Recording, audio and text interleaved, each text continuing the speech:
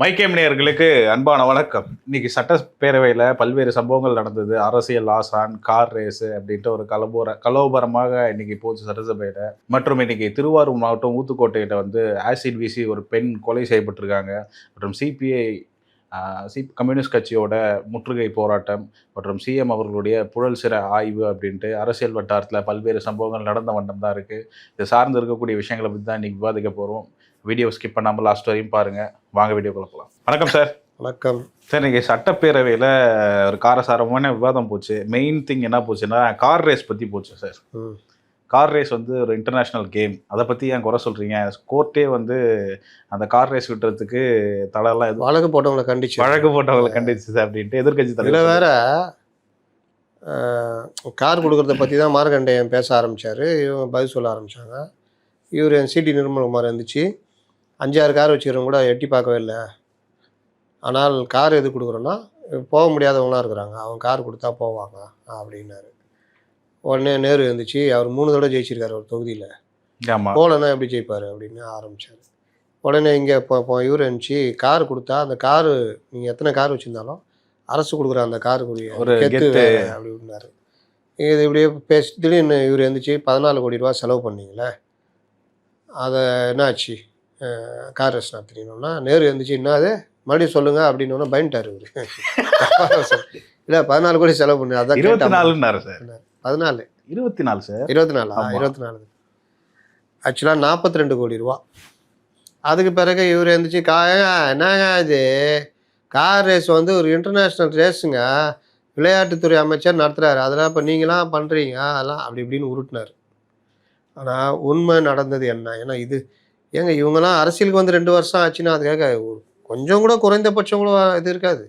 அதில் இந்த செங்கோட்டையெல்லாம் என்ன மாதிரி பாருங்க, ஒன்றுக்கும் உதவாத இதுன்ற மாதிரி தான் கொண்டு போய் சேர்க்கணும். ஏன் சார் அப்படி சொல்கிறீங்க? ஏன்னா ஒரு விஷயம் சரி, புதுசாக வந்தவங்களுக்கு எதுவும் தெரியாது. கார் ரேஸ் நடந்த போல இவங்களாம் நான் செவ்வாய் கிரகத்துல அங்கே இருந்தாங்க. சென்னையை ஆக்கிரமித்து வெறுமனே உதயநிதி ஸ்டாலினுடைய முழு விருப்பத்துக்காக மட்டும்தான் நடத்தப்பட்டுச்சு கார் ரேஸ். அதை தாண்டி அதில் என்ன இருக்குது? எல்லாருமே அதுதான், அவருடைய முழு விருப்பத்துக்காக மட்டும்தான் கார் ரேஸு. அப்படி இல்லை அப்படின்னா அதுக்கு அடுத்த வருஷம் ஏன் நடத்தலை? கார் ரேஸுக்காக இவர்கள் அப்பவே எதிர்ப்பு கிளம்புச்சு. ஆமாம், எதிர்ப்பு. கார் ரேஸுக்காக இவர்கள் அது பேர் F4. அதாவது கார் ரேஸ் பற்றி சொன்னோன்னா அவர் இருந்துச்சு பேசணுன்னா இவர் உதயநிதி ஸ்டாலின் இருந்துச்சு, கார் ரேஸ் என்பது அது உலகத்தரம் வாய்ந்த ஒரு ரேஸு, அதனால் இந்தியாவுடைய பெருமை, தமிழ்நாட்டுடைய பெருமை இது, சவுத் ஏஷியாவிலேயே முதல் போட்டி நம்ம தான் நடத்தணும். இதனால் அது இது இதில் எதிர்த்து நீதிமன்றத்தில் வழக்கு போட்டவங்களையே நீதிமன்றமே ஒரு விளையாட்டு கண்டிச்சது, எப்படி நீங்கள் அந்த மாதிரி பண்ணலாம் அப்படின்னு கண்டிச்சதுன்னு. எல்லாமே உண்மைக்கு புறம்பானது. சட்டசபை பாணியில் சொல்லணும்னா அது ஏன் சார் அவங்க சொல்ல மாட்டேங்கிறாங்க? எது விஷயம் தெரியலன்ற. ஏங்க ஜாபர் சாதிக்கை நாங்கள் தான் கைது பண்ணோன்றாரு. அவ்வளோ பெரிய பிரச்சனை ஓடிக்கிட்டு இருக்குது, ஜாபர் சாதிக் பற்றி பேசுகிறாங்க. நீங்கள் சொல்கிற அதே ஜாபர் சாதிக்கை கட்சியிலிருந்து நீக்கி நாங்கள் கைதும் செய்தோம்.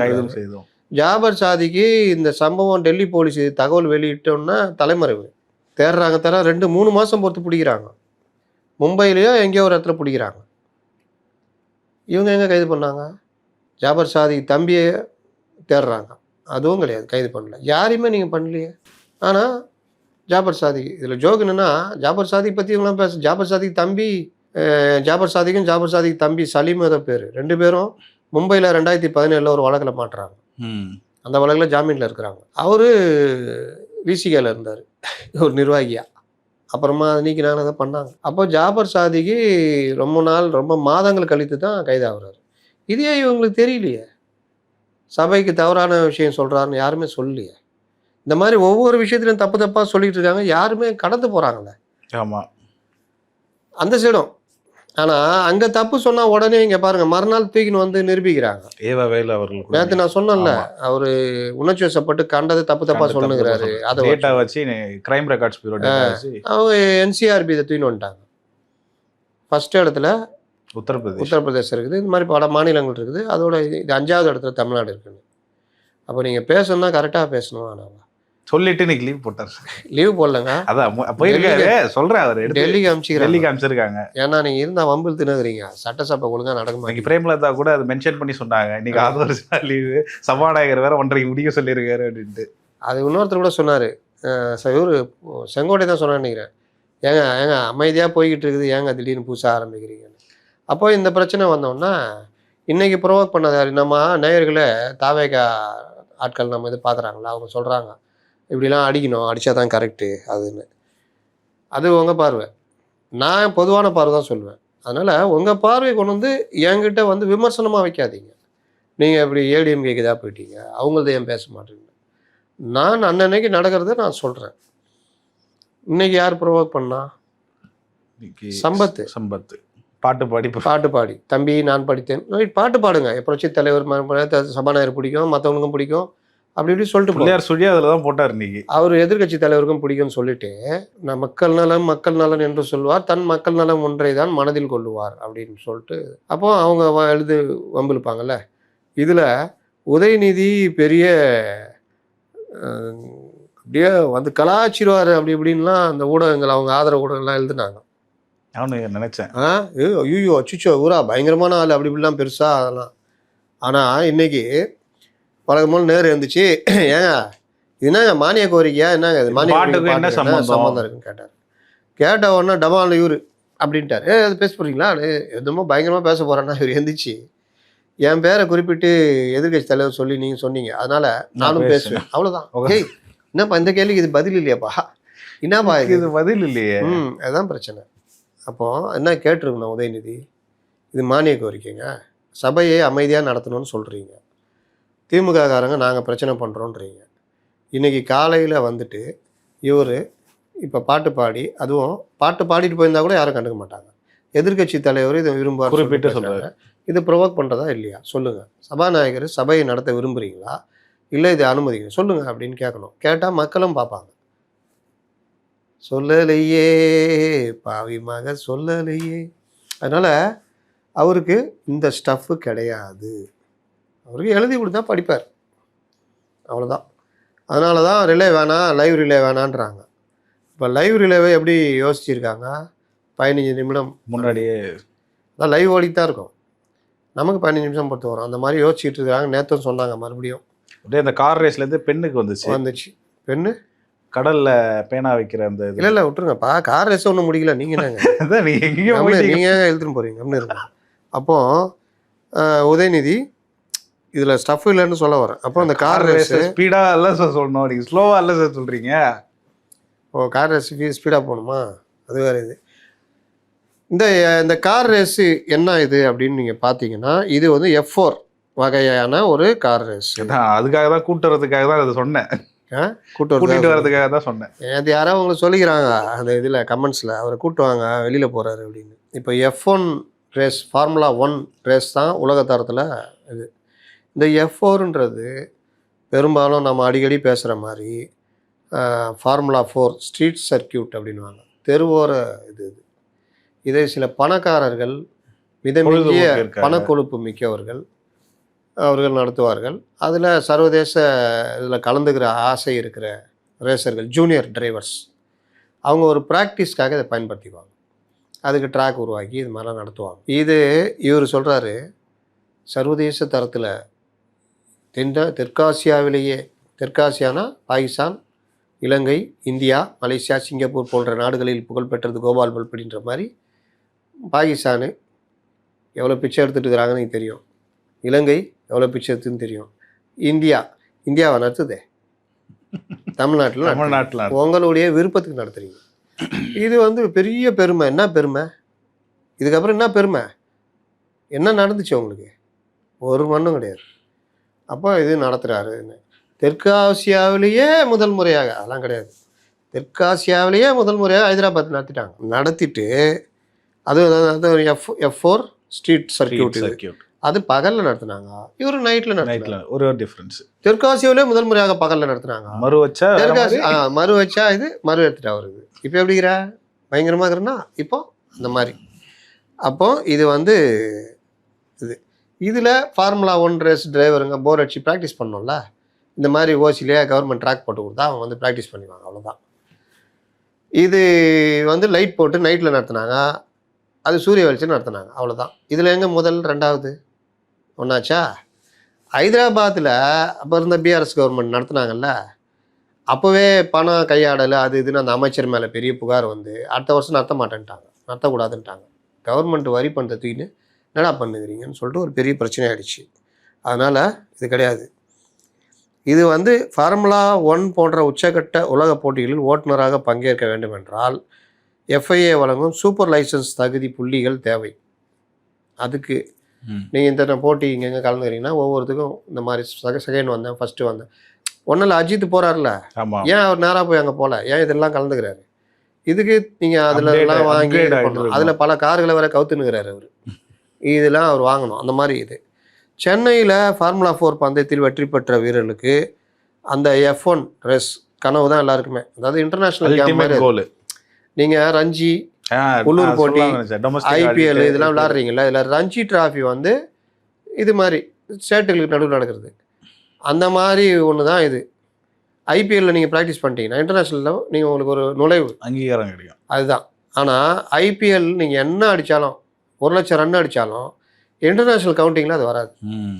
ஆமாம், கிளப்பில் ஆடுறாங்கல்ல ஃபுட்பால், நீங்கள் என்ன பண்ணாலும் ஃபீஃபாவில் இதில் வராது. ஆமாம், அது ஒரு பணம் சம்பாதிக்கிற வழி, அவ்வளோதான். ஆமாம், ப்ராக்டிஸ். அப்போ இது வந்து ஃபார்முலா 4 பந்தயத்தில் வெற்றி பெற்ற வீரர்களுக்கு F1 கனவை நோக்கிய சர்வதேச சூப்பர் லைசன்ஸ் புள்ளிகள் வழங்கப்பட்டன. இதில் ஒரு பாயிண்ட்ஸ் அவ்வளோதான். இதனால் உலகின் பிற நாடுகளை சேர்ந்த இளம் ஓட்டுநர்கள் இந்த புள்ளிகள் பெற வருவாங்க. அவனை கார்லாம் எடுத்துகிட்டு வருவான், எல்லாம் பண்ணுவான். சரி, நீங்கள் நடத்துனீங்களா? தமிழ்நாட்டில் எவ்வளோ பேர் கலந்துக்கினாங்க? இதை ஓட்டுனதில் தமிழ்நாட்டை சேர்ந்தவர்களோ அல்லது இந்தியாவை சேர்ந்தவர்களோ மட்டும் ரொம்ப கம்மி. ஆஸ்திரேலியா, தென்னாப்பிரிக்கா, பிரிட்டன் இங்கேருந்து சர்வதேச இளம் ஓட்டுநர்கள் வந்தாங்க. இதில் என்ன ஒரு நமக்கு நடந்ததுன்னா, சர்வதேச ட்ராக் சான்றிதழ் FIA கிரேட் 2 சர்டிஃபிகேஷன். அதுக்கு நீங்கள் ட்ராக்கு ரெகுலராக போட்டு வச்சுருந்தீங்கன்னா இதை வச்சு வருஷம் நடத்தலாம், இல்லை வேறு ஏதாவது பண்ணலாம். இந்த மாதிரி F1க்கு போகிறவங்களுக்கு ட்ரைனிங் கொடுக்கலாம்.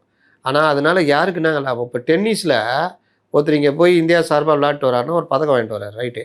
என்ன லாபம் இந்தியாவுக்கு? டென்னிஸ் அவருக்கு தாங்க லாபம், அவருக்கு தான். அதனால தான் இந்த இது கிராண்ட் ஸ்லாம் அது இதுன்றாங்களா, அதெல்லாம் தனியார் இது தான். அது அதனால் ஒரு இது கிடையாது. கிரிக்கெட்டே எடுத்துக்கங்க, இந்தியன் டீம் கிடையாது, இது BCCI டீம். இந்தியன் டீம்னு தனியாக இருக்கும். ஏஷியா கப்பு நடக்கும் தெரியுமா, அப்போ மட்டும் இந்தியன் டீம்னு போகும், அது நாடுகளுக்கு இடையே. ஒலிம்பிக்கில் கிரிக்கெட் வந்துச்சுன்னா அதில் இந்தியன் டீம் போகும், அது வேறு, BCCI வேறு. என்ன பணம் சம்பாரிச்சு கொடுத்தாலும் அது BCCIக்கு தான் போகும். இப்போ அதில் பங்கு போட்டுக்கிறதுக்கு IPL. இப்படி தான் தனியார்கள் கையில் இருக்குதே தவிர அது இந்தியாவுக்கான ஒரு இது கிடையாது. கோல்டு மெடல் வாங்கி கொடுக்குறது கிடையாது. டென்னிஸ் கூட இருக்குதுன்னு நினைக்கிறேன், கோல்டு இது இருக்குது. இந்த ஃபார்முலா 1 ரேஸ்லாம் தனி இதுதான். அது வாங்கி நீங்கள் இன்னொன்று பணக்கார கேம், பயங்கர செலவு. கோல்ஃப் இருக்குல்ல, ஒரே ஒருத்தன் இருப்பான், அவனுக்கு பொட்டி தூக்கிறதுக்கு 3 பேர் இருப்பான். அதுக்கு ஒரு வண்டி வச்சுக்குவான், அப்படியே நடந்து போவான். போயிட்டு அங்கேருந்து அந்த கிரவுண்டு பார்த்தீங்கன்னா அவ்வளோ பெருசு இருக்கும், நடுவில் ஆறு என்னென்னவோ இருக்கும். இங்கேருந்து ஒன்று அடிப்பான், அடிச்சுட்டு 1/2 மணி நேரம் நடந்து போவான். அங்கே போயிட்டு இருப்பான், நடுவில் பீர் குடிச்சுக்குவான், அது குடிச்சுக்குவான். இது ஒரு கேமு. இது என்னென்னா அந்த காலத்து வெள்ளைக்கார துறைகளுக்காக பெரிய நிலப்பரப்புகள்லாம் இருந்தது. இன்னைக்கு அதே ஒரு யாரு இன்னைக்கு அவர் அதில் டைகர் அவர் ஒன்றுங்கிறாங்க, அவ்வளோதான். அதனால் இது யாருக்காவது யூஸ் இருக்கா? இல்லை. இந்த இது இருக்குல்ல பில்லியர்ட்ஸு, அதுவே இப்போ இந்த பாருங்க அந்த மாதிரி இதில் இப்போ அதை வச்சுக்கின்னு விளையாடினுக்கிறானுங்க பசங்க. இல்லாட்டி அது கூட சாதாரண ஆட்களுக்கு வராது.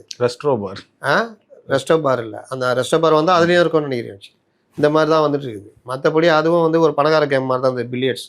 அதில் நம்மளால் ஒருத்தர் இருந்தார், தொடர்ந்து சாம்பியனு, தமிழ்நாட்டை சேர்ந்தவர். பில்லியர்ட்ஸ் வேர்ல்டு பில்லியர்ட்ஸ் சாம்பியன் இருந்தார். கேரம் போர்டில் நம்மளால் தான் சாம்பியன், தெரியல, சிந்தாரிப்பேட்டில் இருக்கிறவங்க ராஜின்னு ஒருத்தர் இருந்தார். இந்த மாதிரி அப்போ இது மாதிரி குழு கேமு, கபடி இதெல்லாம் ஓகே. இது வந்து பணக்கார கொழுப்பத்து தெரியறதுல இது பண்ணுறது. அது இந்த ஃபார்முலா 4 வந்து அம்மஞ்சல்லிக்கு பிரயோஜனம் இல்லை. அப்போ இது ஏன் தமிழ்நாட்டில் வருது அப்படின்னா, நம்மளால் அந்த இது கேட்டகரி போயிட்டார்ல, அப்போ அவர் கூட பழகிற நண்பர்கள்லாம் அப்படி இருப்பாங்கள்ல, அப்போது இவங்களுக்கு ஒரு ஆசை வருது, ஃபார்முலா 4 இங்கே நடத்துவோம் அப்படின்னு. ஹைதராபாத்தில் போனால் அடித்து தோர்த்திடுவாங்க, ரேவந்த் ரெட்டி அடித்து தோர்த்திடுவான்ட்டு இங்கே வந்து நடத்தலான்னு வர்றாங்க. இங்கே இவர் தானே இது நம்ம ஸ்டேட்டுப்பா, நம்ம இஷ்டம்பான்னு பண்ணி 42 கோடி ரூபா ஒதுக்கி கவர்மெண்ட் பணத்தை எதிர்ப்புகள் கிளம்புது. இவர் சொல்கிறார்ல, கோர்ட்டில் வழக்கு போட்டவங்கள கண்டிச்சாங்களாம். நான் கதை அப்போ இருக்கிறவங்க எல்லாம் எதிரில் உட்காந்துக்கிற தாவே கேமலே நினச்சிட்டாரு. என்ன பைத்தியக்காரனாவே நினச்சிட்டு இன்னும் என்ன பைத்தியக்காரனாவே நினச்சிருக்கிறல்ல. கோர்ட்டுக்கு போய் வழக்கு போட்டோன்னா பசுமை சான்றிதழ் எங்கே ராசான்னு கேட்டாங்க. மறந்து போயிட்டாங்க. அப்புறம் அந்த எஃப்ஐஆர் சான்றிதழ் எப்போ ராசா வரும்? எஃப்ஐஆர் சான்றிதழ் கொடுக்கணுன்னா சர்வதேச தர ட்ராக் இருக்கணும், எல்லாம் இருக்கணும். உடனே அடித்து புரண்டு இவங்க எல்லாம் ரெடி பண்ணுறாங்க. பசுமை சான்றிதழ் கொடுக்கறதுக்கு முன்னாடி இந்த வண்டிகள் 110 டெசிபல் 120 டெசிபல் சவுண்டை வெளியிடும். அந்த இடம் வந்து சுவாமி சிவானந்தா சாலை, நம்ம இவர் எஸ்ஐஆருக்கு போராட்டம் நடத்தினார்ல விஜய், அந்த சிவானந்தா டிவி ஸ்டேஷன்லாம் இருக்குது அந்த சாலை. அப்படி போய் அந்த லெஃப்ட்டு திரும்பி அந்த பிரிட்ஜி இரும்பு பாலம் போய் வார் மெமோரியல் லெஃப்ட் எடுத்து கொடிமர சாலை வந்து மறுபடியும் அந்த தீவு திடலுக்காக லெஃப்ட் எடுத்து இப்படி வரும். இந்த இடம் வந்து மிக குறுகலான சாலை, உங்களுக்கு பெரிய போக்குவரத்து சிக்கல் உள்ளது, மன்றோ சிலைக்காக வரும். அவ்வளோ இதில் பாதி இடத்த அடைச்சி இந்த ட்ராக் ரெடி பண்ணி அதை மறைச்சி இதை வேணால் எட்டி பார்த்துருவானோ என்னப்பா ரேஸா அப்படின்னு. ஆனால் டிக்கெட்டான் அதுக்கு எட்டி பார்த்துடக்கூடாதுன்னு அதுக்கு பெரிய இரும்பு வராது. அப்புறம் அதுக்கு தடுப்புக்கு பெரிய பெரிய இது, இந்த ட்ராக்கு தனி ட்ராக்கு. ஏன்னா அந்த ட்ராக்கில் ஓடுற அந்த டயர் இருக்குது, அந்த டயரே பல லட்சம். அந்த டயர் வந்து ஒரு 2 லேப் ஓடணும்னா அது இதாகிடும். இப்போ அதுக்கு இந்த மாதிரிலாம் பல இது பண்ணி அந்த காருங்க ஸ்பெஷல் காருங்க. இது ரெண்டும் எந்த ரூட்டில் இருந்தது? ஒன்று ஓமந்தூரார் ஹாஸ்பிட்டல் பக்கத்துலேயே ஓ அப்படின்னுச்சுன்னா ஐயோன்னு இழுத்துக்குவாங்க உள்ளக. ஹார்ட் பேஷண்ட்லேருந்து எல்லாம் இருப்பான்ல ஓச்சுன்னா வருதுங்க கேட்குறோம். அது ஒரு பக்கம். இன்னொரு வந்து ஜிஹெச் ஆம்புலன்ஸ் எப்படி பார்ப்போம்பா? 3 ரூட்டு தான். ஒன்று பூந்தமலை ரோடு, சரி. இங்கே மவுண்ட் ரோட்டில் எங்கேயாவது அடிப்பட்டா இப்படி தான் போகணும். இன்னொன்று பீச் ரோடு. நீங்கள் எல்லா ரோடையும் கவர் பண்ணுறீங்க. ஆனால் நடத்துறது துணை முதல்வர். அப்போ மக்கள் விளையாட்டுத்துறை அட்ஜஸ்ட் பண்ணி தான் போகணும். அதனால் யாருடைய இதை பற்றியும் கவலைப்படாமல் இந்த ட்ராக்லாம் ரெடி பண்ணாங்க, எல்லாரும் இது பண்ணாங்க. நம்ம தோழமை கட்சிகள் பாயிண்ட் வரட்டும் வாயை திறக்கல. இன்னைக்கு ஐயோன்றாங்க. அன்னைக்கு கூட ஒரு போராட்டம் விலைவாசி போடுறாங்க, அது நடத்த ஆகணும். ஏங்க பயங்கரமாக ஏறிச்சிங்க வெங்காயம் சர்க்கரை இதெல்லாம். அவர் வெங்கட்ராமன் அவர் பாவம் பேச்சுலர் ஆகிறாரு போல. இன்னைக்கு தான் கண்டுபிடிச்சி சொல்கிறாரு ஈரானில் போர்னா விலை ஏறிச்சான். வெங்காயம் சர்க்கரை ஏன் பாய ஏறிச்சு அதை சொல்லுப்பா. எடப்பாடி எந்திரிச்சு கரெக்டாக சொல்கிறாருல. ஏங்க குறைவா எந்த ஸ்டேட்ல கம்மியாகுது கொள்முதல் பண்ணால் பதுக்கிறோம் வெளியே எடுத்து விட்ருவான். வெங்காயம் ஒரு 200 டன் வச்சுக்கிறான், விலை ஏறுதுன்னு அப்படியே அமுக்கிடான்னுவான். இன்னும் 4 நாள் கழிச்சு விற்றா இவர் கொள்முதல் வந்து 8 ரூபாய்க்கு பண்ணி வச்சிருப்பார் கிலோ, இப்போ 20 ரூபா விற்கும். அப்படியே அமுக்கிடான்னா 40 ரூபா ஆகிடும். எடுத்து விற்றா 8 ரூபாய்ங்க 40 ரூபா 32 ரூபா லாபம். இதுக்கு தான் பதுக்கல்னுவாங்க. பதுக்கி வச்சு மார்க்கெட்டில் ரேட்டை ஏற்றிட்டு அப்புறம் விற்கிறது. நீ கவர்மெண்ட்டு 7 ரூபாய்க்கு ஆந்திராவில் கிடைக்குது, நான் கொண்டு வந்து இறக்கிட்டேன்னா முடிஞ்சதா? வெளியே விட்டுருவோம். இந்த வேலையை நிர்வாகம் தெரிஞ்சவங்களுக்கு தெரியும். இவர் ஆகவே ஈரானில் நீங்கள் பார்த்தீங்கன்னா ஈரானுக்கும் இஸ்ரேலுக்கும் சண்டை. இவர் சொல்லி தான் நமக்கு தெரியுது. அதனால் பெட்ரோல் விலை ஏறிச்சான். ஏறுனா அதுதான் ஆர்மோஸ் சண்டையே முடிச்சுட்டு போயிட்டாங்க. இப்போ ஆர்மோஸ் யாருதுன்னு இப்போ சண்டை போட்டுக்கிறாங்க. இவர் உட்காந்து இங்கே சொல்லுங்கிறார் கதை. இதுதான் பிரச்சனை இவர்கள்ட்ட. அப்போ மீண்டும் ரேஸுக்கு நாம வருவோம். முடியலையா? இன்னும் ரேஸை விட ஆரம்பிக்கலையா? இது இந்த பணத்தை செலவழிக்கிறாங்க. செலவழிச்சோன்னே கோர்ட்டுக்கு போகிறாங்க. இவ்வளோ எதிர்ப்பு. நான் தோழமை கட்சியில் பற்றி சொல்ல வந்தேன், கம்முனுக்குறாங்களே. அன்றைக்கி அவங்களும் வாங்கி திறக்கல. கோர்ட்டுக்கு போனோன்னா கோர்ட்டு கேட்குது என்ன விஷயம், இந்த மாதிரி விஷயம். நம்ம எஃப்ஐஆர் சான்றிதழ்ங்க ஐயா வாங்கி கொடுத்துறேன் ஐயா. பசுமை சான்றிதழ் ஐயா வாங்கி கொடுத்துறேன் ஐயா. நம்ம பசங்க தான், நம்ம ஆட்சி தானே, கொடுத்துருவாங்க. அப்புறம் அந்த சவுண்டு ஐயா அதெல்லாம் வாலண்டரியாக வந்து இவங்களே கொடுக்குறாங்க. அந்த சவுண்டுலாம் ஒரு சவுண்டே கிடையாது, சவுண்டு ப்ரூஃப். அதுக்கேற்ற மாதிரி சவுண்டு ப்ரூஃப்லாம் பண்ணாங்க. ரைட்டு, அதெல்லாம் பாதிக்காது. அவங்களாம் மாடியில் இருக்கிறாங்க. ஊன்னா அவங்களுக்கு ஊலாம் ஆகாது, நல்லா இருப்பாங்க அப்படிங்க. ரைட்டு.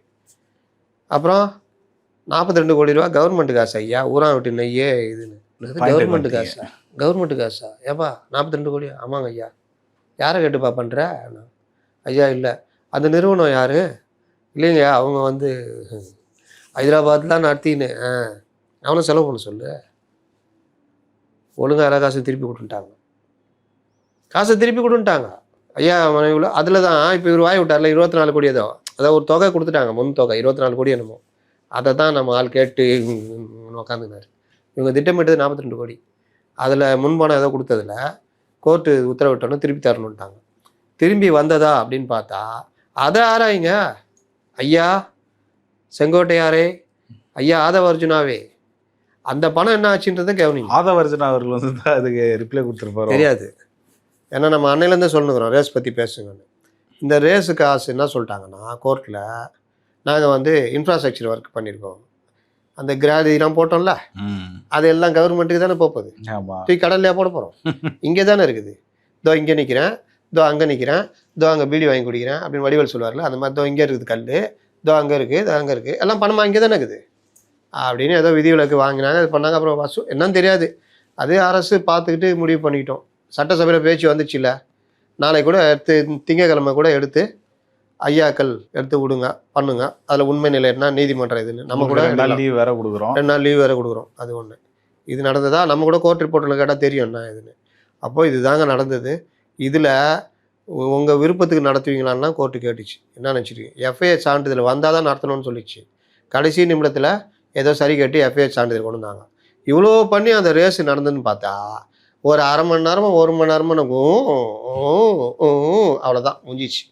இதுக்காடாப்பா 2-3 மாதமாக உட்காந்து ட்ராக்கை ரெடி பண்ணி ஜனங்களுக்கு எவ்வளோ டிராஃபிக் ஜாமுங்க, எவ்வளோ பிரச்சனைங்க.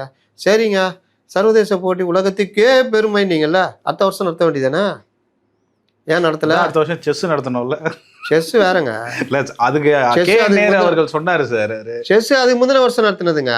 கேலோ இண்டியான்னு இதில் போய் நடத்தினாங்களே மகாபலிபுரத்தில். அதோட பாவம் யாரோ அந்த துறை மந்திரி யாருன்னா இன்னைக்கு பேசுகிறாங்களே, அந்த துறை மந்திரி மெய்யநாதனா அவர் தான் அந்த விளையாட்டுத்துறை. அப்புறம் அவர்கிட்ட துறையை பிடிங்க, அப்புறம் இவர்கிட்ட வந்து பாவம் அந்த மனுஷன் ரொம்ப வந்துட்டார். நல்லா ஒரு பெரிய சர்வதேச போட்டி நம்ம அப்படி நிற்கலாம், மோடி வருவாருன்னு பார்த்தா லாஸ்ட்டில் அவர் கிட்டே சேர்க்கல. அப்போ அது விஷயம். அதுக்கப்புறம் தான் இந்த ரேஸ் நடத்தினாங்க. அதுக்கு அடுத்த வருஷம் நடத்த வேண்டியதானே? ஏன் நடத்துனா உள்ள ஓட்டம் போயிருக்கும், ஜனங்களுக்கு அவ்வளோ கோவம். அதனால் ரேஸ் பற்றி இந்த மாதிரி பேசுறதுலாம் வந்து இவர்கள் முழுக்க முழுக்க இவர் சரிங்க. இதனால் என்ன நடந்துச்சுன்னு சொன்னால் இவங்க சொன்னாங்க சர்வதேச போட்டி ஏராளமான சுற்றுலா இது வரும்னு. எங்கே சுற்றுலா பொருட்காட்சி தான் இப்போ அங்கே நடத்தினுக்கிறாங்க. வருஷம் நடத்துறது தான் அங்கே. வேறு என்ன இப்போ அங்கே என்ன லாபம்? பொதுமக்கள் வரி பணம் தான் இதாச்சு. ஆம்புலன்ஸ் சேவை அந்த பிரச்சனை பாதிப்பு வந்தது. அப்போ பிரச்சனை அந்த நிறுவனத்திலேருந்து பணத்தை வசூலிக்க சொன்னாங்க. எஸ்டிஏடி தான் ஏற்பாடு பண்ணிச்சு. அந்த பணம் வந்து மக்கள் வரி பணம், அதை வந்து அந்த ஆர்பிபிஎல் திரும்ப கொடுக்கணும்னு சொன்னாங்க. தனியார் நிறுவனம் நடத்துது, கவர்மெண்ட் எது காசு கொடுக்கணுன்ற மாதிரி கொண்டு போனாங்க. இப்போ அதை வந்து காசு அதுக்கு தான் இதெல்லாம் சொல்லிட்டாங்க. இப்போ சர்வதேச பாதுகாப்பு தர சான்றிதழ் அதை வாங்கி வச்சு என்ன பண்ணுறது? ஃப்ரேம் போட்டு மாட்டிக்க வேண்டியதான். அதை வச்சு என்ன பண்ண போகிறோம்? ஒன்றும் கிடையாது. அதுக்கப்புறம் விளையாட்டு வளர்ச்சி அப்படின்னாங்க. சென்னை வந்து தமிழ்நாடு சர்வதேச விளையாட்டு வரப்படத்தில் நிலைநிறுத்துவது, சுற்றுலா மற்றும் விளையாட்டுத்துறையை ஊக்குவிப்பது அரசின் கொள்கை முடிவு என்றாலும் அது பொதுமக்களின் பாதுகாப்பு மற்றும் வரி பணத்தின் நியாயமான பயன்பாட்டை பாதிக்கும் வகையில் இருக்கக்கூடாதுன்னு நீதிமன்றமே கொட்டு வச்சுது.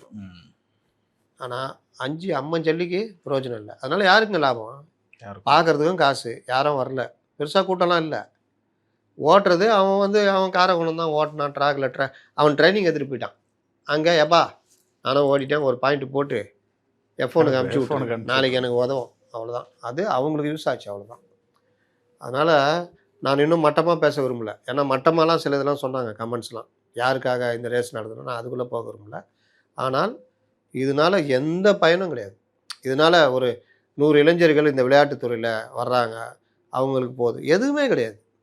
வேடிக்கை கூட பொதுமக்கள் பார்க்க அனுமதிக்கலை. அல்லது இதெல்லாம் நடத்துறீங்க ஃப்ரீயாக பாருங்கள், அது கூட அனுமதிக்கலை. அதுக்கும் ரேட் போட்டிங்க, இரும்பு கம்பிலாம் வச்சு எட்டி கூட பார்க்க முடியாத அளவுக்குலாம் பண்ணீங்க. சரி, கடைசியில் அந்த ரிலே பண்ணாங்க, பார்த்தா காமெடியாக இருந்தது. அந்த வண்டிங்க பார்த்தா ஏதோ வந்து ஓடிக்கிட்டு போயின்னு வந்துருந்தது. இதில் அந்த இரும்பு வராவதி திரும்புகிற இடம் ஆபத்தான இடம், அது கொஞ்சம் மிஸ் ஆனால் கூவாத்தில் இறங்கிடும் வண்டி டொயின்னு. இந்த மாதிரி காமெடிலாம் நடந்தது. சரி, ஃபவுண்டைன் பெண்ணுக்கு வருவோம். அடுத்து என்ன பெண்ணு? கலைஞர் கடல்ல. அதான் அவரே வேணான்னு சொல்லிட்டாரு அப்படின்னாங்க. அவரெல்லாம் வேணான்லாம் சொல்ல, அது அங்கங்கே இவங்க மக்கள் கருத்து கணிப்புன்னு வச்சுக்கிட்டு இவங்களே முடிவு பண்ணி இல்லாதெல்லாம் பண்ணாங்க. கருத்து கணிப்பு சொல்ல வந்தவங்கலாம் முறைச்சி அடிக்கலாம் போனாங்க. திருவொற்றியூரில் சீமானே நேராக போய் உக்காந்தாரு, பெரிய பிரச்சனைலாம் ஆச்சு. அப்புறம் சீமான் சொல்லிட்டாரு, வச்சேன்னா நானே உடைப்பேன், அதெல்லாம் சொன்னார். இந்த மாதிரி பல விஷயங்கள்லாம் எதிர்ப்புகள் பெருசாகி வந்தோன்னா பார்த்துருப்பாங்க அந்த டைமில் போய் எதுக்கு வச்சுக்கின்னு நைனாக வைக்கிற பேனாவை பற்றி நம்ம ஏன் கவலை பண்ணணும் அப்படின்னால அது வைக்கல. இன்னொன்று கடல் பாதுகாப்பு பெரிய பிரச்சனை, மீனவர்களுக்கு பாதிப்பு, மீன் வளங்கள் பாதிப்பு, இந்த மாதிரி பல பிரச்சனைகள்லாம் குப்பைகள் நிறைய ஆமாம். கொட்டுறதுக்காக. அதனால் வேணாம் அப்படின்னு எல்லாரும் சொன்னாங்களே, அறிவாலயத்தில் போய் கட்டிங்க உங்கள் பேனாவை அப்படின்னு. அதனால் அது ஒரு மேட்டரே கிடையாது. சரி சார், இன்னைக்கு எதிர்க்கட்சி தலைவர் பேசும்போது எதிர்க்கட்சி தலைவர் மற்றும் வன்னியரசு அவர்கள் இவங்களுக்குள்ள கான்வர்சேஷன். ஏங்க வன்னியர் சார் சொல்லாதீங்க, பயமாகுதுங்க. நீங்க நன்றி தானே சார் சொன்னாரு? ஆளுங்கட்சி ஆளுங்களே அலறாங்க அவரை பார்த்தா. நன்றி தானே சார் சொன்னாரு? நன்றியே நாலவரா சொன்னாருங்க, அதாங்க பிரச்சனை. ஏங்க நீங்க இதை வந்து விஸ்வநாதன் அவர் சொல்லியிருந்தா என்ன எஞ்சால சொல்லியிருந்தீங்க? பக்குனுக்குதுங்க. விஸ்வநாதன் சொல்லியிருந்தா என்ன சொல்லியிருந்தீங்க? ஐயோ அவர் எஞ்சா கத்த ஆரம்பிச்சிடுறாங்க, அவங்களுக்கு 2 கோவம். ஏப்பா ஏப்பா இருப்பா நான் பேசும்போது தான் அப்படின்னு. அவர் தான் ஏங்க அவர் கொஞ்ச நாள் இருக்க போறாரு, போறாரு, விடுங்க அவர் போயிட்டு. வன்னியரசு அவர்கள் வன்னியர் செஞ்சால எதிரில் இருக்கிறவன் பயப்பட மாட்டேங்கிறான், இங்கே இருக்கிறவன் பயப்படுறான். சார் அப்படின்றான், சீன்றான் செங்கோட்டையனை. என்னப்பா சார் முடிக்க சொல்லுங்க சார், முடியல சார் அப்படின்னு. அப்புறம் அவரே எழுந்திரிச்சு, வன்னியரசு அவர்கள் பல கருத்துக்களை சொன்னாலும் அவரை நீங்க நல்லா மிமிக்ரி பண்றீங்க அப்படின்னு சொல்றாங்க சார். அப்படியா பார்த்து வயிறு எரிஞ்சு போய் பல மணி நேரம் பார்த்துருந்தானா அவரை மானிய கோரிக்கைகள் வரும்படி பேரவைத் கேட்டுக்கொள்கிறேன். இந்த மைக்கை போட்டு சாத்துறதுல என்னதான் அவ்வளவு பார்த்துறீங்களா அவருடைய கேட்டுக்கொள்கிறேன். அதுதான் தலைவரே, நான் வந்து இன்னும் 5 நிமிஷம். ஐயோ 5 நிமிடமா அப்படின்னு அவன் மலர்றான். போட்டு கதை சொன்னாரு பாருங்க. இன்னும் இருக்குடா சம்பவம், இதோட முடிஞ்சிடாது. அதை சொல்லிட்டு ஒரு ஹூக் வச்சாரு, நாங்க நன்றி எல்லாம் இப்போ சொல்லிட்டு போறேன். தான் இருக்கோம். அப்புறம் வரேன் அப்படின்னு. நடுவில் 2 பேருக்கும் ஒரு பாச பிணைப்பு, உதயநிதிக்கும் இருக்கும். நான் அவ்வாறு சொல்லவில்லை, நான் வந்து அது அல்ல, நானும் அவ்வாறு நினைக்கவில்லை, என்னுடைய அரசியல் ஆசான் அவர் அப்படின்னு. இவருக்கு அவர் அரசியல் ஆசானா, அவர்கிட்ட இருந்து இவர் என்ன கற்றுக்கினாருன்னு தெரில. அவர் அவ்வளோ படித்தவர், அவ்வளோ ஒரு இது. அவர் திருமாவளவன் 4 நாள் கை குலுக்கி ஃபோட்டோ எடுத்துட்டு அரசியல் ஆசான் ஆகிட்டார் போல். எந்த வகையில் அரசியல் ஆசான்னு தெரில திருமாவளவன். ஒருவேளை சனாதனமாக இருக்குமோ இருக்கலாம். ஆசானை நம்பி மோசம் போனாரா? ஆசான் சனாதனம் பற்றி பேசுகிறாருன்னா கரெக்டாக பேசுவார். சனாதனத்தில் எந்த கூரை தொட வேண்டுமோ அந்த கூரை மட்டும் தொட்டு விட்டு வெளியே வந்து விடுவார். ஏன்னா ஷாக் அடிக்கும். நீங்கள் என் ஆசான் சனாதனம் பற்றி பேசியிருக்கிறார், அவரை மாதிரியே ஒன்று பேச எனக்கு எழுதி கொடு அப்படின்னோடனே அந்த பையன் பார்த்தான். சனாதனம் என்பது டெங்கு மலேரியா போன்றது, அதை அழித்தொழிக்க வேண்டும். நல்லாகுதே, ஆசான் மாதிரி தானே, ஆசானோட ஒரு படி மேலேண்ணே, இந்தியாவில் ஃபேமஸ் ஆகிடுவீங்க நீங்கள் அப்படின்னு. அவ்வளோதான், நம்மால் சனாதனம் என்பது டெங்கு மலேரியா போல பேசி முடிச்சிட்டாப்புல. அவன் சொன்னான் பார்த்தீங்களா எழுதுனவன், அது மாதிரி இந்தியா ஃபுல்லாக ஃபேமஸ் ஆகிட்டார். 8 உயர்நீதிமன்றங்களில் கேஸு. இது இல்லாமல் பாவம் அப்போ தான் மத்திய பிரதேச ராஜஸ்தான் தேர்தல், காங்கிரஸ் மொல்லமாக சீட்டு கட்டின்னு இருக்கிறாங்க. அப்படியே மொல்லமாக பிஜேபிக்கு எதிராக. அவன் பார்த்தான் எடுத்தான், ये आदमी स्टालिन जोसेफ स्टालिन कम्युनिस्ट, ये पेरियार कोम्बू, ये के बच्चा है, ये बोल रहा है நம்மளுக்கு சனாதன தர்மா டெஸ்ட்ராய் ஹை அப்படின்ட்டான். அவ்வளோதான், சனாதன தர்மத்தை எரிப்பதா, இந்து தர்மத்தை அழிப்பதா, அவ்வளோதான். இல்லைப்பான்றான் காங்கிரஸ்காரன். ஐயோ எப்பா அவர் அப்படிலாம் பேசல ராசா, எப்பா போடா டேய், ஹிந்தியில் டிரான்ஸ்லேட் பண்ணி போடுறா. ஹிந்தியில் போட்டானுங்க. உதயநிதி ஹிந்தியில் பேசுகிறாரு. சனாதனம் ஹை, டெங்கு ஹை, மலேரியா ஹை, டெஸ்ட்ராய் ஹைன்றாரு. அவ்வளோதான் பார்க்குறான் பேட்டா. ஆத்மி காங்கிரஸ் இந்தியா கூட்டணி ஹை, சீட்டு கட்டு சரிஞ்சு போச்சு. ஏற்கனவே அங்கே பள்ளம் தோண்டி வச்சுக்கிறாங்க காங்கிரஸ். அந்த கூட்டணிலாம் பேச்சுவார்த்தையில் ரொம்ப தென்னாவிட்டா ஆய்வின்னு பள்ளம் தோணுது. சாரா இவர் பெரிய பள்ளமாக தோண்டிட்டாப்புல. தோண்டணும் வெடிக்குது அங்கங்க. கெஜ்ரிவால் ஒரு பக்கம் ஆளறாரு, ஐ எம் ராமர் பக்தர், நான் ஹைன்றாரு. மம்தா பானர்ஜி அது தனியாக துடிக்குது, நெய்ன்றாங்க. அப்படியே போச்சு. ஒரு வார்த்தை எவனோ ஒருத்தன் எழுதி கொடுத்தான், போயிட்டான். இவர் பேசி எவ்வளோ பெரிய பிரச்சனை ஆச்சு தெரியுமா? அது ஆல் இண்டியா லெவலில். இப்போ சந்தோஷப்படுறாங்க காங்கிரஸ்காரங்க, எப்பா விட்டதுரா வம்பு. இப்போ கோர்ட்டில் போய் இப்போ நாளைக்கு பிரச்சாரம், பச்சா ஹை நை, இந்தியா கூட்டணிக்கே நை, விஜய் ஆத்மி பார்த்துக்கோ அந்த இதை எடுத்து போடுவாங்க, பசுவதை பாதுகாப்பு கோர்ட்டில் போய் வாங்கிட்டு வந்துக்கிறாப்புல சிம்பிள். சரி சார். அதனால் அந்த மாதிரி பண்ணி வச்சாருங்க. அது அவர் ஆசான்னு நினச்சிக்கிட்டு இவர் பண்ண கூத்து.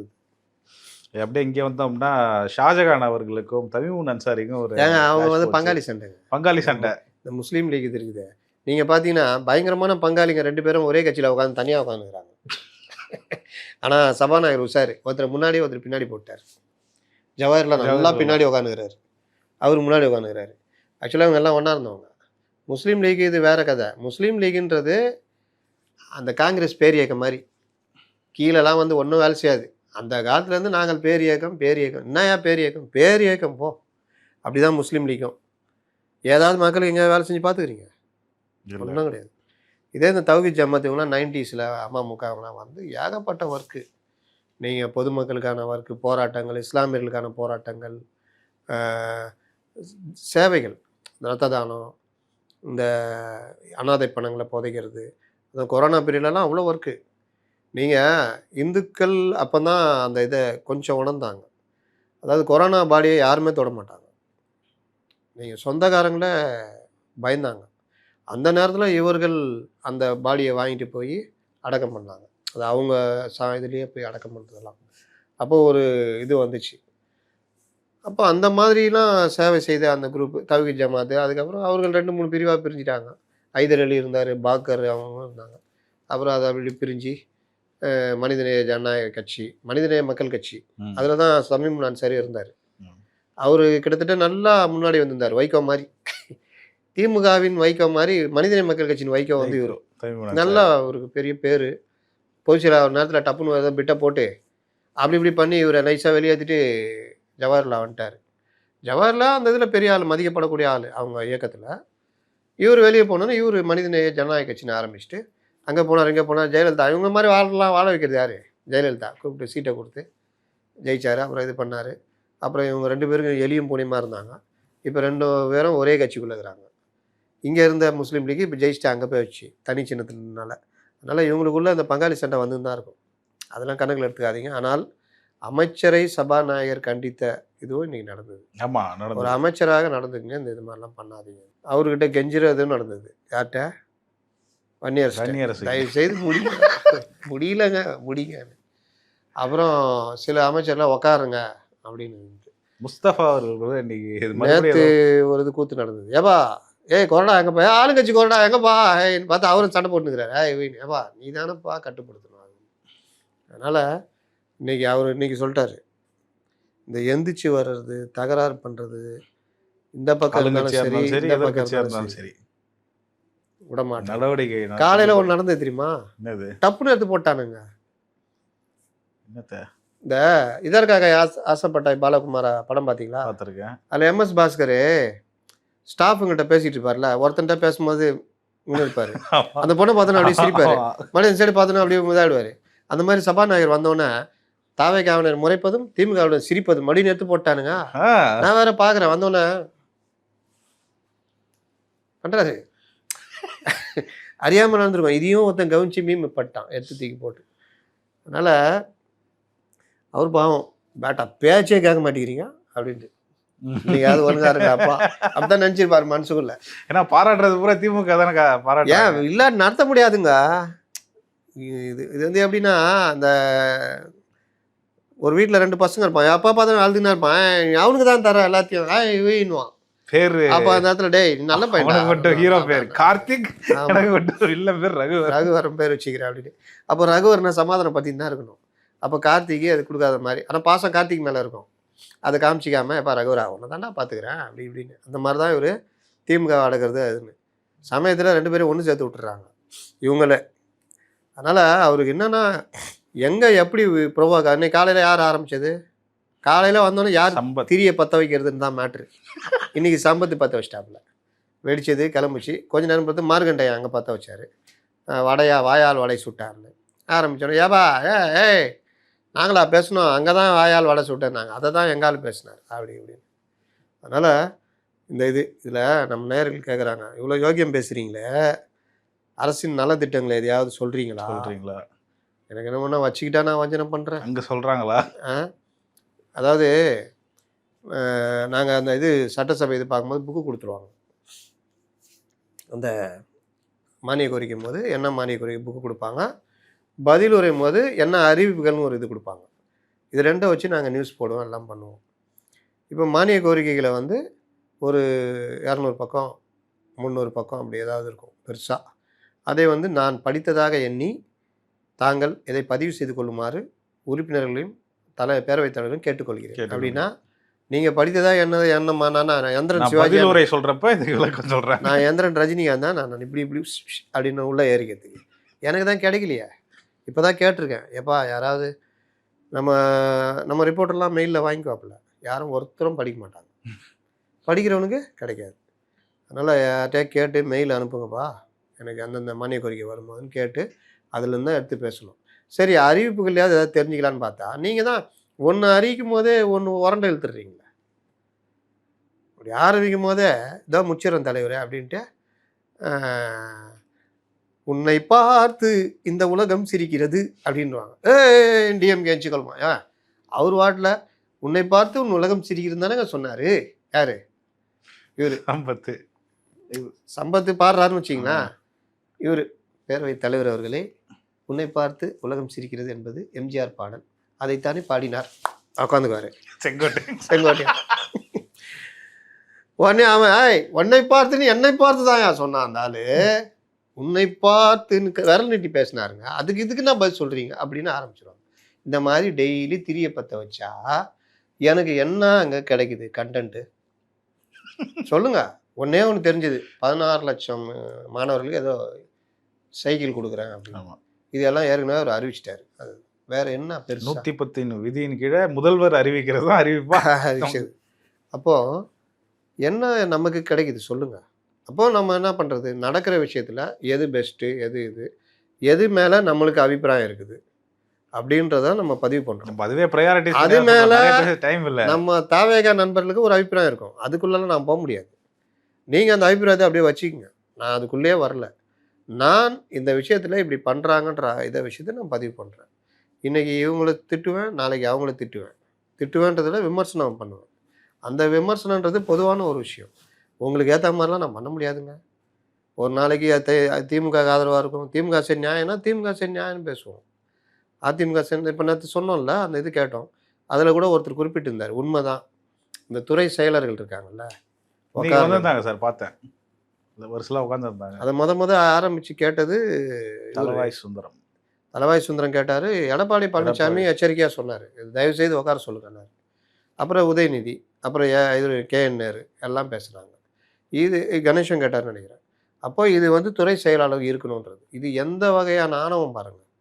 ஏன்னா நம்ம திரும்ப சொல்கிறோம்ல, அதிகாரிகள் தான் இவர்களை நடத்துகிறார்கள், இவர்களை வந்து கண்டுக்க மாட்டாங்க. அதுதான் இது. இன்னொரு தகவல் சொல்லிட்டா? அறிவிப்பா நெத்தி மாதிரி. ஆமாம், சில பேருக்கு இலாக்காக்கள் மாற்றப்படுகிறது. அதில் ஒரு பெண் அமைச்சர் இருக்கிறார், கீர்த்தனா இல்லைன்னு நான் சொல்ல மாட்டேன். சில பேருக்கு நல்ல துறைகள் வரப்படுகிறது. கூடுதல் துறைகளா இல்லை தனித்தனியா? இதை மாற்றி அங்கே ரீஷஃபிள் அப்படின்னு சொல்கிறாங்க. இது ஒன்று. இன்னொன்று, இந்த அதிகாரிகள் இவர்கள் மாற்றினார்களா இல்லையான்னு சொல்கிறாங்கள, முதலமைச்சருடைய கோர்சல், அதான் முதலமைச்சர் கூட போகிற PSO, அமைச்சர்களுக்கு PSO ஒதுக்குறது, இதெல்லாம் கோர்சல் தான். அதனுடைய DSPக்கள் இவங்கெல்லாம் யாருன்னு பார்த்தா ஒரு 3-4 பேர் இருக்காங்க. எல்லாம் கடந்த ஆட்சியில் டேடிக்கிட்ட இருந்தவங்க. அவங்களே இப்போவும் இருக்காங்க. ஏன் இருக்கக்கூடாதா அப்படின்னு கேளுங்க, சொல்லுங்க. எப்படி இருக்கலாம்? இருந்தால் உங்களுடைய பல விஷயங்கள் எங்கே போகும்? PSO கூட இவங்க ஆரம்பத்தில் பார்த்து போட்டாங்களாம். ஆனால் இருந்தாலும் PSOக்கள் மற்றவங்க தான் கூடயே ட்ராவல் பண்ணுறவங்க. இந்த கோர்சல் ஹெட்டு இவங்க இருக்காங்கள்ல, இவங்களுக்கு ஒவ்வொரு மினிஸ்ட்ரியுடைய மூமெண்ட்டும் தெரியும். அப்போ யோசிச்சு பாருங்கள், ஒரு மினிஸ்ட்ரி யாரையாவது சந்திப்பார், திமுக எதிராக தகவல் கொடுக்குற ஒரு தொழிலதிபரை சந்திப்பார், இல்லை வேறு ஏதோ ஒரு விஷயத்துக்கு போவார், ஏதோ ஒரு ஹோட்டலுக்கு போவார். இது ஏதோ ஒன்று தகவல்கள் போய்கிட்டே இருக்குமா இருக்காதா? திமுக வந்து அவர்கள் இப்படி நடப்பாங்கன்னு சொல்ல வரல, ஆனால் இப்படி நடக்க வாய்ப்பு இருக்குல்ல. ஏன் அதே அதிகாரிகளை வச்சுக்கிட்டு இருக்கிறீங்க? Efficient officer sir. அப்போ நீங்கள் என்ன எஃபிஷியன்ட் ஆகிடுவீங்க? அவங்க எஃபிஷியண்ட்டாக தான் இருப்பாங்க. யாருக்கு தகவல் சொல்லணுமோ சொல்லுவாங்க. 3 ஃபைலு என் டேபிளில் இருக்குதுன்னொன்னே, என்ன ஃபைலு? இந்தாண்ணா பாருண்ணா. இவ்வளோதானா? நான் கூட என்னமோ அதுதான் நினச்சிட்டேன். இதுதானா? தைரியம் இருந்தால் உங்களை நான் ஆணையிட்டு கேட்கிறேன். உங்களுக்கு நேரடி சவால் விடுகிறேன். தைரியம் இருந்தால் அந்த ஃபைலை ஓப்பன் பண்ணுங்கன்னா, அப்போ எப்படி? இப்படி தான். அதனால் பல விஷயங்கள் எனக்கு என்னன்னு மாற்றமே இல்லாமல் இந்த இது போகுது. அதிகாரிகள், பல அதிகாரிகள், அதே அதிகாரிகள் இவங்களுக்குள்ளேயும் அப்படியே இருந்தால் என்ன மாற்றம் வரும் சொல்லுங்கள்? இல்லை நீங்கள் ஒரு பாலிசி டிசிஷன் எடுக்கிறீங்க, இது இப்படி தான் பண்ணணும். அந்த அதிகாரி டிஎம்கே கவர்மெண்ட்டில் இருந்தவர். இது எடுத்தால் பலர் பாதிக்கணும்னு வச்சுங்க. ஒரு முக்கியமான ஒரு நிறுவனத்தவர் முக்கியமான அமைச்சரை சந்திக்கிறார். அதுக்கு இடையில் இந்த அதிகாரிகள் ஏற்பாடு பண்ணி தராங்க. இதெல்லாம் எப்படி நடக்குது? பாலம் பண்ணுறாங்க. பாலம், இந்த பாலம் பண்ணுறது இதெல்லாம் அப்படி தான் சார். இது எந்த காலத்தையும் மாற்ற முடியாது. நீங்கள் நினைக்கிற மாதிரிலாம் இல்லை. இப்படி தான் சார் போகணும் சார். இது இந்த நிறுவனம் நல்ல நிறுவனம் சார். நீங்கள் போனது இவங்க தான் சார். சார் இது இப்படி இருக்குது சார். சார் நீங்கள் இப்படி பண்ண முடியாது சார். சார் இது சார் இங்கே இல்லையா, அங்கே போய் பேசி சரி பண்ணால் முடிஞ்சிச்சு. என்ன பண்ணுவீங்க? ஒரு துறையில் ஒரு இதுக்கு நியமனங்கள் அமைச்சருக்கே தெரியாமல் ஒருத்தர் உட்காந்து எல்லாம் ரெடி பண்ணி போகுது. இதெல்லாம் எந்த துறை என்னன்னா நான் சொல்ல விரும்பல. கேட்டால் சொல்லுவேன். அந்த மாதிரி நான் கேட்பேன். கேட்க மாட்டேங்க. கேட்டால் நீங்கள் கேட்டான்னு சொல்ல மாட்டேன். அது வரும்போது வரட்டும். இல்லை புரிஞ்சுக்கிறவங்க புரிஞ்சுக்கிட்டோம். நேற்று கூட சில விஷயம் பேசணும். புரிஞ்சுக்கிறவங்க புரிஞ்சினாங்க. மாற்றம் வந்தால் நல்லது. நம்ம யாருடைய தனி நபர்கள் தாக்குதலோ இல்லை இவர்களுக்கு இதுவோ கிடையாது. இப்போ கூட நான் என்ன சொல்கிறேன், அந்த துறை அதிகாரிகள் இந்த துறை அதிகாரிகள் அதை தாண்டி வேணும்னு கேட்டிங்கன்னா நான் தர தயார். ஏன்னா அவ்வளோ மோசமாக பல விஷயங்கள் எந்த மாற்றமும் இல்லாமல் அப்படியே போகுதுன்னா அப்போ என்னங்க பண்ண முடியும்?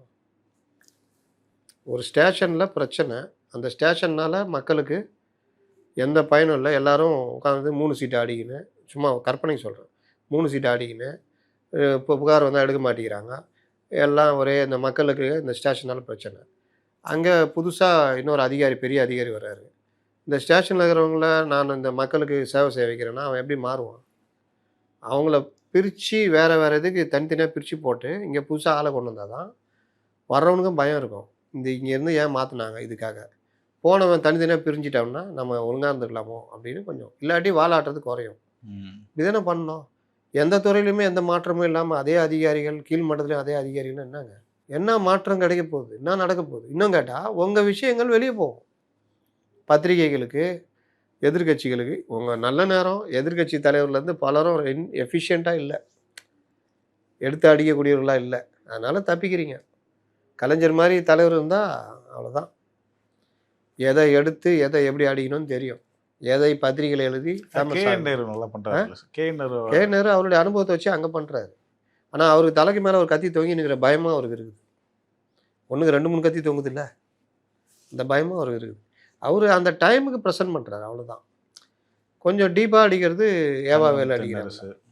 அது தாண்டி இந்த அரசுக்கு நெருக்கடி கொடுக்குற விஷயங்கள் இருக்குல்ல. இப்போ நீங்கள் நினச்சிக்கிட்டு இருக்கிறீங்க நம்ம கரெக்டாக இருக்கிறோன்னு. நாளைக்கு கரெக்டாக இருக்கிற அந்த அதிகாரியே 2 மேட்ரு எடுத்து கொடுத்துட்டாருன்னா நீங்கள் என்ன நினைக்கிறீங்க? அவங்க அந்த ஆட்சியில் இருந்தாலும் அதிகாரி தானேப்பா, அவங்களுக்கு என்ன இருக்குது, அவங்கள நம்ம வச்சுக்கிட்டான்னு. ஆனால் அப்படி இல்லையே. நீங்கள் சில மாற்றங்களை கொண்டு வரணும். கொண்டு வந்தால்தான் நீங்கள் நிர்வாகம் கரெக்டாக போகும். இல்லாட்டி சிக்கலில் போய் முடியும். சொல்கிறத சொல்லியாச்சு, பெல் அடிச்சு விட்டாச்சு. புரியாதவங்க எனக்கு தெரியாது. அது நடக்கும்ல, அப்போ நான் சொல்லுவேன் நடந்துச்சு பாருங்கள். சரி, சட்டமன்றத்தை பொறுத்தவரை சிவி சண்முகம் அவர்கள் கூட இன்னைக்கு சொன்ன கருத்தை வாபஸ் வாங்கிக்கிறேன் அப்படின்ட்டு வாபஸ் வாங்கிட்டு. அது என்ன பிரச்சனைனா, குழந்தை வேலுன்னு ஒரு அமைச்சர் இருந்தார் எம்ஜிஆர் பிரிவில். அவர் என்ன பண்ணிட்டாரு, கலைஞர் இடம் வாங்கிட்டாரு அப்படின்னு சொல்லிட்டார். கலைஞர் எழுந்திரிச்சு பெரிய பிரச்சனை பண்ணிட்டார். என்கிட்ட பத்திரம் இருக்குன்ட்டார் அவர். இதை நிரூபிச்சிங்கன்னா நான் என்னுடைய அரசியலை விட்டு நான் போயிடுறேன், ராஜினாமா பண்ணிடுறேன். நிரூபிக்கலைன்னா நீங்கள் பண்ணுறீங்களான்னு கேட்டு, அது எதிர்கட்சி தலைவர் கலைஞர். எம்ஜிஆருக்கும் சங்கடம். இவர் நான் நிரூபிக்கிறேன்ட்டார் அவர். அதுக்கப்புறம் நிரூபிக்கிற அது பத்திரிகைலாம் பரபரப்பாக பேசின டைம் ஒரு டாக்குமெண்ட் கொடுக்குறாரு, அது போலி டாக்குமெண்ட். கலைஞர் நினச்சிருந்தா பெரிய பிரச்சனை ஆகியிருக்கலாம். கலைஞர் அப்புறமா சொன்னதா சொல்லுவாங்க அப்படின்ட்டாராம் எம்ஜிஆர். ஃப்ரெண்டு தானே அப்படின்ட்டாராம். அதோட அந்த பிரச்சனை ரொம்ப அப்படியே இதாகி ஆனால் அந்த காலத்தில் பெருசாக பரபரப்பாக பேசப்பட்டுச்சு. அதனால் சட்டமன்றத்தில் நீங்கள் ஒரு விஷயம் பதிவு பண்ணுறீங்கன்னா ஆதாரத்தோடு தான் பண்ணணும். அப்போ ஆதாரத்தோடு பண்ண நேற்று பேசிட்டாரு. இன்றைக்கி வந்து அவங்க கேட்குறாங்க, நான் ஆதாரத்தை சப்மிட் பண்ணுற தயாருன்றாரு. கொஞ்ச நேரத்தில் அவர் தகவல் சொன்னவங்க, இல்லை தப்பான தகவல், அவர் வழக்கு போடல. அவரை நான் வந்து அதை தவறாக புரிஞ்சுக்கிட்டு நான் பதிவு பண்ணிட்டேன். அவர் அந்த மாதிரி கூட்டங்கள்லாம் அவர் இருந்திருக்காரு, ஆனால் வழக்கு போட்டதில் அவர் இல்லை. அதனால் நான் என்னுடைய கருத்தை வாபஸ் வாங்கிறேன். டீசெண்டாக வாபஸ் வாங்கிட்டேன்.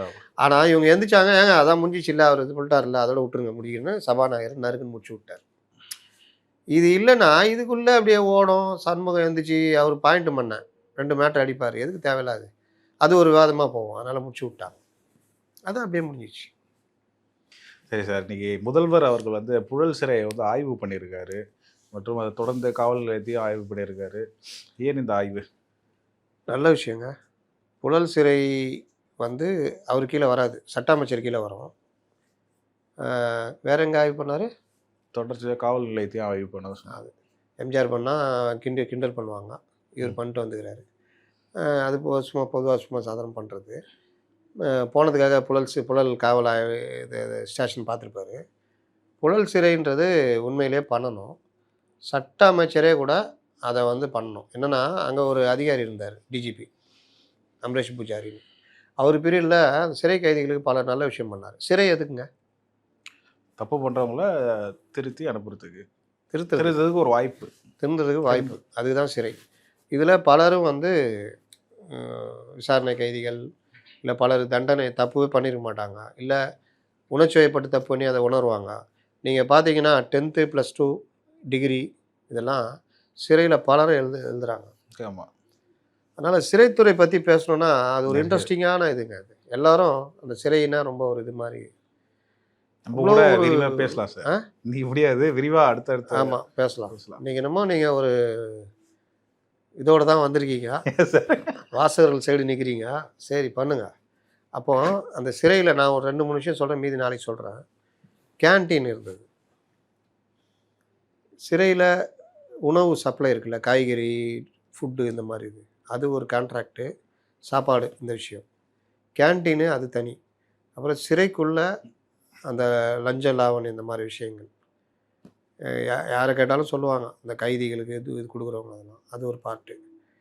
அப்புறம் சிறைக்குள்ளே வசதி வாய்ந்த கைதிகளுக்கு வசதி பண்ணி கொடுத்த எல்லாம் விஷயம்லாம் வெளியில் வந்துச்சு. செல்ஃபோன் யூஸ் பண்ணது மாதிரி. இது இல்லாமல் சிறை கைதிகளுக்கான உரிமைகள், அந்த இடம் வசதி மற்ற விஷயங்கள், இது இவர் போய் பார்த்துருப்பாரு.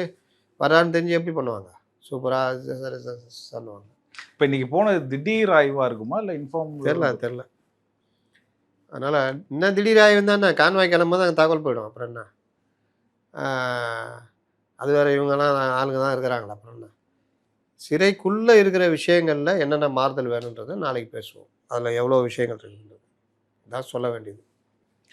சரி சார், அதுக்கப்புறம் இன்றைக்கி வந்து திருவாரூர் மாவட்டம் ஊத்துக்கோட்டையில் ஒரு பெண் வந்து ஆசிட் வீசி கொலை செய்யப்பட்டிருக்காங்க. சட்டம் ஒழுங்கு வந்து நாளுக்கு நாள் கேள்விக்குறியாயிட்டு இருக்கு. விசிகா தொண்டரணி நிர்வாகி கூட ஒருத்தர் தாம்பரத்தில் வெட்டி கொல்லப்பட்டிருக்காரு. இந்த பெண் தொடர்ச்சியாக இந்த சம்பவம், பெண் கொலை அப்படின்றது வந்து வெட்டி அதுக்கப்புறம் ஆசிட் கழுத்தை முறித்து, அது என்ன சம்பந்தம் டீட்டெயில் வரல. அதனால் அதெல்லாம் வந்தால் பிறகு பண்ணலாம். பொதுவாக பொதுவெளியில் இப்போ இந்த விசிகா தொண்டர் கொலை இருக்குல்ல, அந்த மாதிரி விஷயங்கள் வந்து சட்டம் ஒழுங்குல ரொம்ப சீரியஸாக கவனிக்க வேண்டியது. அது ஏன்னா அவருக்கு பிரச்சனை இருக்குதுன்னு உளவுத்துறைக்கு தெரியும், அவரை உஷார்படுத்துறது. எந்த டீம்னால பிரச்சனை அப்படின்னா அவங்கள வேறு ஏதாவது ஒரு இதில் காமிச்சு கைது பண்ணுவாங்க, அந்த பிரச்சனையை டக்குன்னு இது பண்ணுவாங்க. இந்த மாதிரி விஷயங்கள்லாம் மிஸ் ஆகி நடந்திருக்கா அப்படின்றதுலாம். இது வந்து என்ன காரணம், வேறு ஏதாவது காரணங்களா, தனிப்பட்ட பகையா என்னன்றதெல்லாம் இவர் ஃபோன் மாட்டிருக்கிறதா சொல்லியிருக்காங்க. அதனால் சட்டம் ஒழுங்குன்றது பல வகைகள் இருக்குது. போதை பழக்கம், இதனால் நடக்கிற வன்முறைகள், இந்த ரவுடிசம், அப்புறம் வந்து இந்த கூலிப்படை, இதெல்லாம் தான் மோசமான ஒரு விஷயங்கள். பெண்களுக்கு எதிரான குற்றங்கள் இதெல்லாம். இது வந்து பெண்களுக்கு எதிரான குற்றமாக இருந்தாலும் என்ன வகை இதுன்றதை நம்ம பார்த்துட்டு அதுக்கப்புறம் பேசுவோம். சூப்பர் சார், ரொம்ப அழகாக உங்கள் கருத்துக்களை பதிவு பண்ணீங்க. மீண்டும் ஒரு நேர்காணல சந்திப்போம். நன்றி சார். இந்த வீடியோ உங்களுக்கு பிடிச்சிருக்குன்னு நம்புகிறோம். மேலும் இந்த மாதிரி பல விஷயங்களை தெரிஞ்சுக்க மைக்கம் சேனலை தொடர்ந்து சப்ஸ்கிரைப் பண்ணி எங்களுக்கு ஆதரவு கொடுங்க. மைக்கம் என்டர்டைன்மெண்ட் சேனலையும் தொடர்ந்து பார்த்துட்டு வாங்க. அடுத்த வீடியோவில் சந்திப்போம். நன்றி.